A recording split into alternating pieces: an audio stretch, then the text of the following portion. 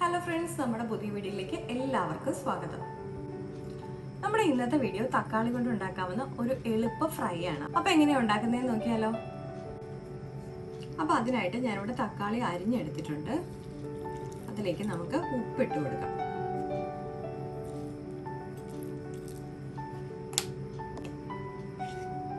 ഇതിലേക്ക് നമുക്ക് ആവശ്യത്തിനുള്ള മഞ്ഞൾപ്പൊടി ഇടാം. ആവശ്യത്തിനുള്ള മുളക് പൊടി ഇടാം. ഇതിലേക്ക് നമുക്ക് ലേശം വെളിച്ചെണ്ണ ഒഴിച്ചു കൊടുക്കാം.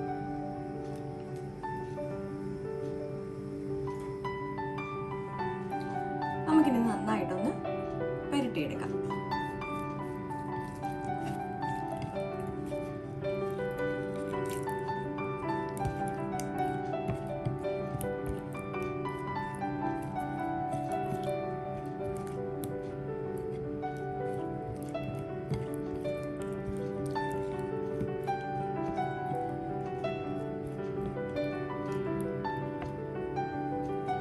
നമുക്കിത് ഒരു 5 മിനിറ്റ് മാറ്റി വെക്കാം.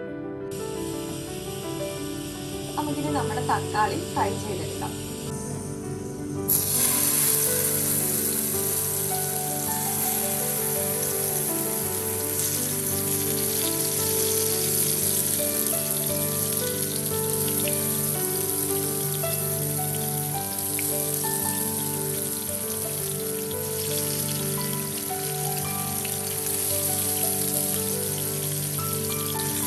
നമുക്കിത് ഒരു 1 മിനിറ്റ് ലോ ഫ്ലെയിമിലിട്ട് കുക്ക് ചെയ്തെടുക്കാം.